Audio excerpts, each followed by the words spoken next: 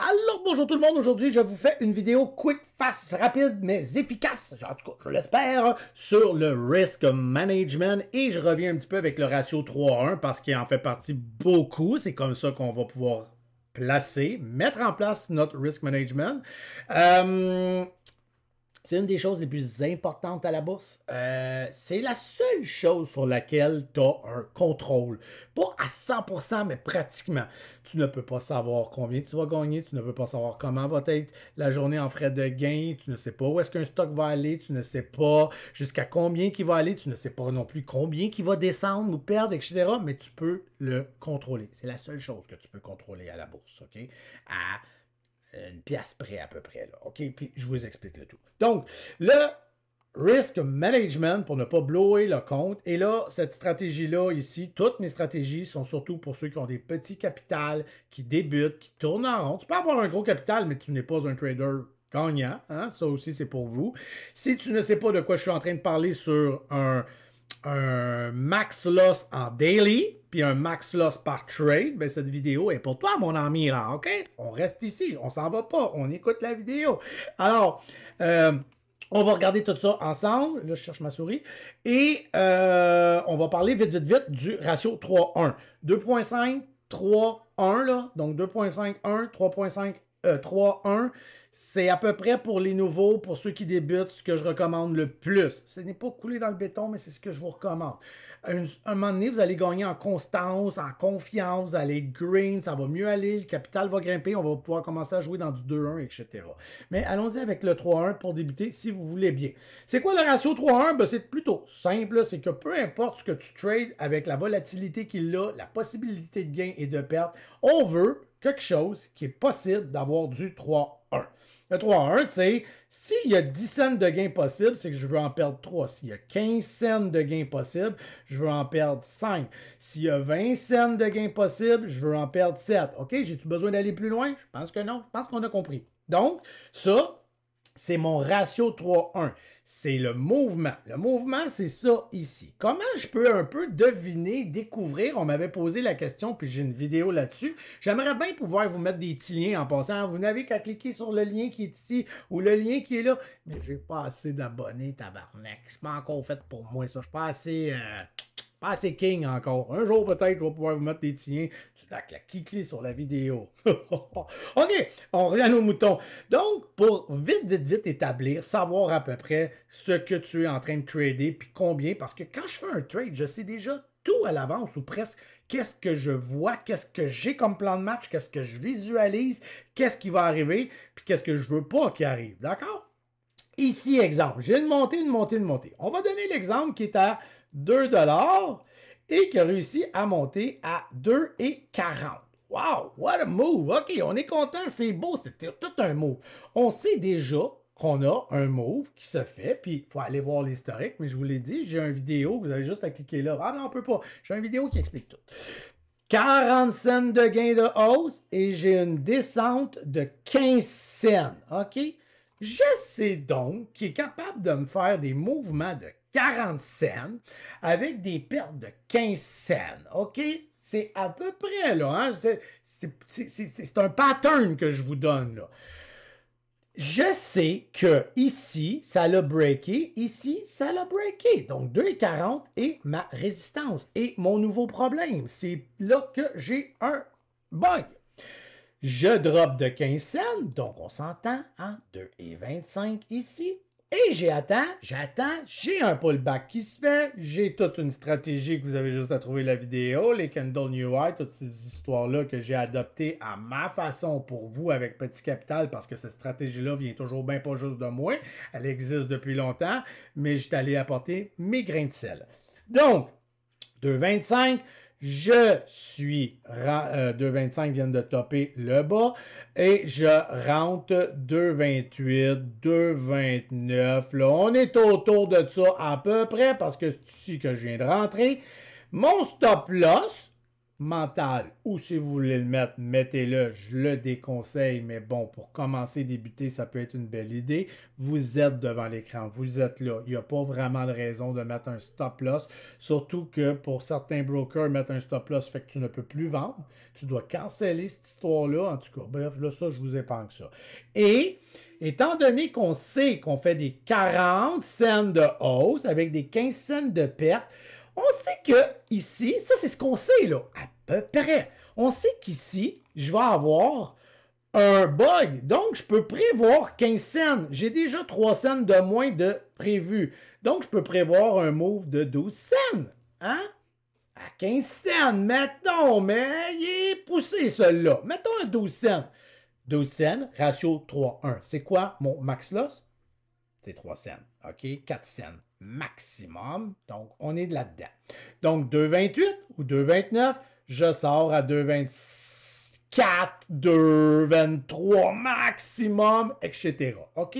Ça, je pense que c'est clair. Maintenant, c'était juste pour vous montrer le pattern. Après, quand je pars, puis je viens faire mon 12 cents ou plus. Ça, c'était pour vous montrer le pattern, l'exemple de où est-ce que je vais chercher mon ratio 3-1. Ça, c'était une lune, by the way. Ah, d'accord. Oubliez ça. To the moon. OK, on continue. Donc, pour garder ça, puis trouver notre max loss par trade et notre max loss daily, ben, on va déjà établir à peu près avec quoi qu'on va trader. J'ai un capital de 2500 $. OK? Je vais trader avec 1000 shares. J'ai une vidéo qui explique tout ça, les amis. Allez la voir.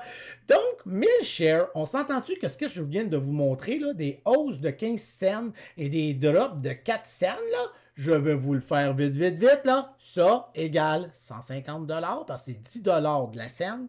Ça, c'est moins 40 $. D'accord? D'accord. Donc, on a 150 de gains possibles avec des pertes de 40. J'ai déjà mis ce que je vous suggère de mettre. Daily par trade. OK? C'est sûr que ça peut être plus élevé là, pour le daily. Pour le trade, ça va dépendre dans quoi qu'on joue, puis je vais vous l'expliquer par la suite. Fait que pour le trade, c'est beaucoup plus variable. OK? Il peut y avoir 60, 80, mais je vous reviens avec ça. Et le daily, lui, doit être vraiment fixe. OK? Et il va falloir que ça marche, que les bottines suivent les babines. Parce que si tu te permets des losses de 80 dans tes trades, ça ici va devoir être modifié automatique. Il faut aller vers du 200, 250. Ça n'a aucun sens, sinon ça ne marchera pas. Mais revenons à ce que moi j'ai décidé de mettre. 150 et 50. Ce qui veut dire que si, peu importe ce que je fais, ce qui arrive, je touche 150 en un seul trade seulement, je l'ai échappé total, stop. Tu as plusieurs trades cumulés, tu avais pourtant une belle journée, plein de beaux petits verres, mais il y a toutes sortes de conséquences que tu dis, ouais, mais tu sais, c'était green, mais là, il y avait ça, puis là, je me suis fait déranger par ma femme, les enfants, je sais pas, je veux pas savoir. Tu es arrivé à 150? Stop. N'oubliez pas la loi fondamentale que je mets pour les nouveaux tout le temps, tout le temps, tout le temps. C'est quoi cette loi-là? C'est la loi du 3 trade red back-à-back. Ça, 3 reds d'affilée. 1 red, 2 reds, 3 reds. Oui, mais Matt, c'est juste des 10 $. Je m'en fiche, tu dégages. Tu vas trader dans l'émotion, tu vas déjà pas bien. C'est quelque chose qui marche pas. Va revoir ces trades-là. Va prendre un petit peu. Oui, mais Matt, tout explose. Regarde dans le chat, tout le monde réussit super bien. C'est pas vrai que je vais quitter aujourd'hui de même, là. Oui, oui, oui. Oui. Tu vas t'enfoncer. Ça se peut que tu te remontes. J'ai pas dit que ça allait pas remonter. Mais s'il faut que tu t'enfonces encore, tu vas t'en vouloir. Regarde. Il y en a tellement des journées de trading. Là. Il y en a 250 par année. OK, là, c'est pas celle-là qui va faire qu'aujourd'hui, ça y est, toute ta vie va changer. Ça arrive des fois qu'il y a des journées assez spéciales, mais ce n'est pas le cas. OK? Donc, on dégage. Maintenant, vous avez dans cette chose-là, ce qui va arriver, c'est que vous allez faire des trades, comme je vous ai montré tantôt, là, hein? Pull back, vous allez rentrer, puis là, ben des fois, ça va... Parce que, tu sais, ça, c'est bien beau, hein? Mais là, tu rentres ici, puis il fait ça comme ça, puis là, il fait ça. Oups, Houston, on a un problème. Si c'était si simple, on serait tous traders, puis malheureusement, il n'y en a même pas 5% qui réussissent. Pourquoi? Parce qu'on peut avoir les meilleures stratégies au monde, les meilleures choses du monde, ils sont soit pas disciplinés, discipline, hein? Ça c'est de la discipline, soit qu'ils sont dans les émotions totales, ils ont de la misère à gérer leurs émotions, donc pas assez peur de perdre, mais peur de gagner. Fait il sort vite quand il voit des gains parce qu'il veut donc, mais il est capable de tenir en tabarnak parce que si ça va sûrement revirer de bord. Oh, quelle mauvaise façon de penser, mais ça c'est dans d'autres vidéos. Alors maintenant, si exemple tu pognes un trade, puis qu'il est supposé faire peut-être 20 cents de gain, ça se peut que tu aies un moins 5. Donc, moins 5, j'ai moins 50. Par la suite, yes, Matt, asti, ça a marché un peu ton truc, tout va bien. Parfait, moins 30, moins 40. Là, tu dis, voyons, tabarouette de tabarouette. Aïe, donc, Colin, j'en ai 3 d'affilée. Ciao, bye, je décrisse. J'ai pas pourtant atteint mon 150. Ouais, ben je l'ai peut-être atteint. Ouais, je l'ai atteint. Ouais, ouais. Mais bon, vous avez compris le principe. Ou ça aurait pu être, exemple, juste parce que, si je suis sorti trop vite, maudit que je suis calme, mais j'ai rien perdu, j'ai fait 20$. Parfait, c'est correct. Après ça, j'en ai perdu 50. Après ça, j'en ai perdu 50. Après ça, j'en ai perdu 60. Non, je voulais mettre moins. J'en ai perdu 30. Hey, Matt, tu sais, ben non, c'était correct. En tout cas, whatever. Tu sais, mettons que j'étais à moins 140. Ouais, ok, c'est beau. Qu'est-ce que je fais? Ben là, c'est à toi de décider. Là. T'es vraiment close, puis un move peut te faire perdre 30-40$. Fait qu'il va falloir que tu y ailles aussi avec de la logique, puis voir comment que tu files. Tu sais, le 150, il est coulé dans le béton, il est fort, mais là, tu sais, je ne vais pas te chicaner parce que t'es à moins 160. C'est pas ça, c'est une ligne de conduite.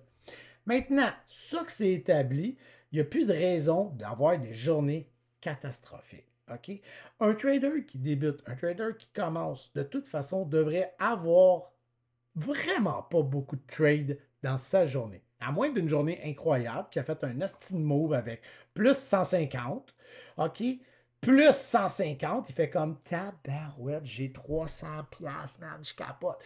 Là, j'ai une vidéo où je parle de quand ton PNL il est à plus 300, c'est quand j'arrête de trader. Parce que c'est bien beau, le risk management. Le risk management, il existe aussi hein, quand on gagne de l'argent. Il faut arrêter à un moment donné. Quand on gagne de l'argent et qu'on commence à en reperdre, on ne va pas tout laisser fondre nos gains. Là. Non, là, ça ne sera pas logique. C'est un peu stupide et bien cabochon.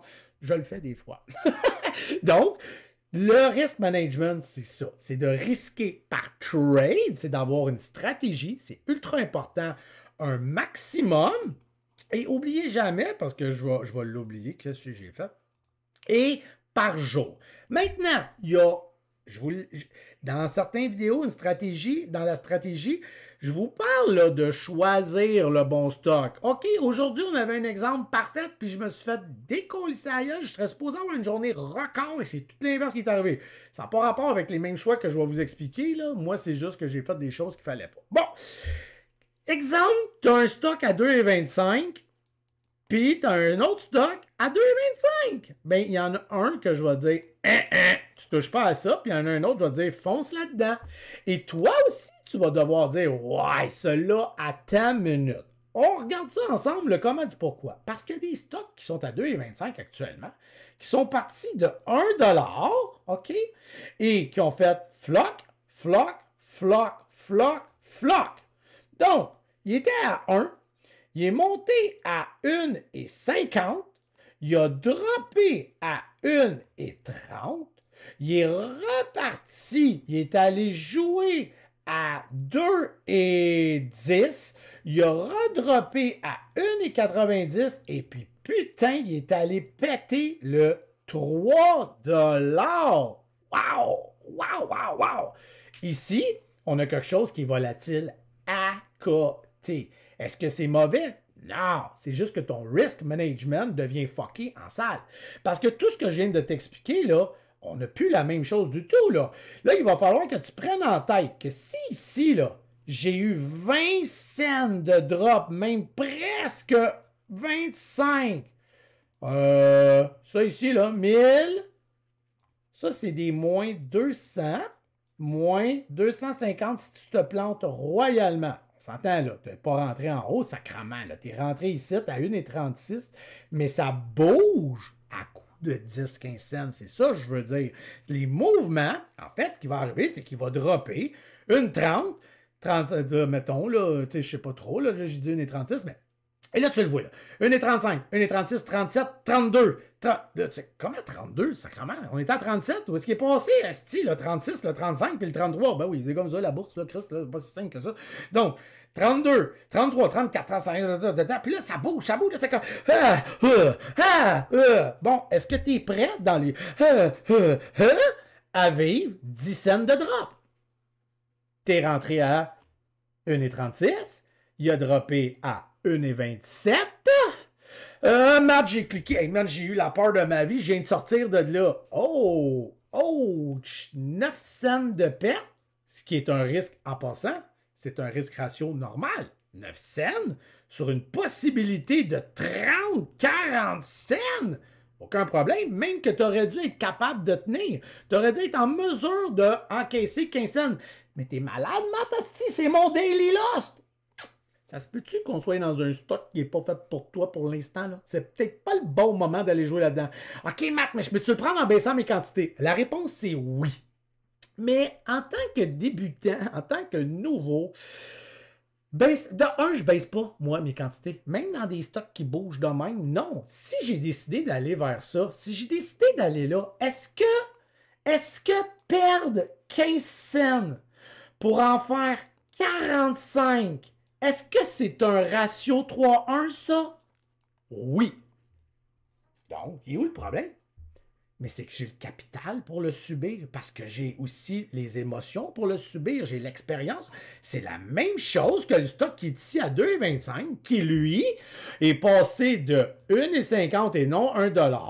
Il est monté à 1,70, il est redescendu à 1,55, il est reparti à 1,95, OK?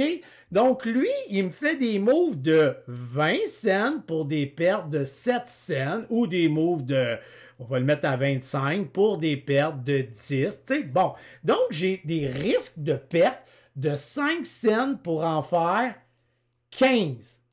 Ça ici, là, ça me donne-tu un ratio 3-1? 15 contre 5? Oui. C'est le même ratio.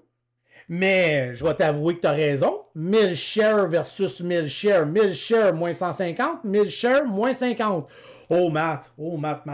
Oh, je pense que je préfère ici. Ça me convient beaucoup mieux. Puis en plus, j'ai vu le 1,26, 27, 28, 26, mais Chris, entre 28 et 26, ça me dérange pas de pas avoir vu le 27 là, dans le niveau 2. OK. Matt, je le file mieux, celle-là. Ben voilà, va jouer dans celle-là. Pourquoi tu te garocherais comme une poule peut-être? Ouais, mais dans le chat, laisse faire, là, ce petit chat de merde. C'est important, le chat, c'est le fun, c'est bien, mais Chris, mail-toi pas non plus. Le chat est là pour t'aider, il est là pour te donner des cues, il est là pour vous dire où est-ce focusser. Je suis là pour vous donner de l'information, mais arrêtez de vous fier au chat, par contre. C'est un bel outil, mais that's it, ça s'arrête là. Fiez-vous à ça, allez-y avec les choses que vous contrôlez. Si déjà en partant, tu veux baisser tes quantités, c'est que tu as peur. Ça veut dire qu'il y a quelque chose qui te fait peur. Tu trades dans l'émotion. Qu'est-ce que tu vas faire si, exemple, parce que ça va vite là, qu'est-ce que tu vas faire si ça descend one shot, 15 cents, mais que ça monte, puis oh mon Dieu, wow, check ça, ok, out, oh.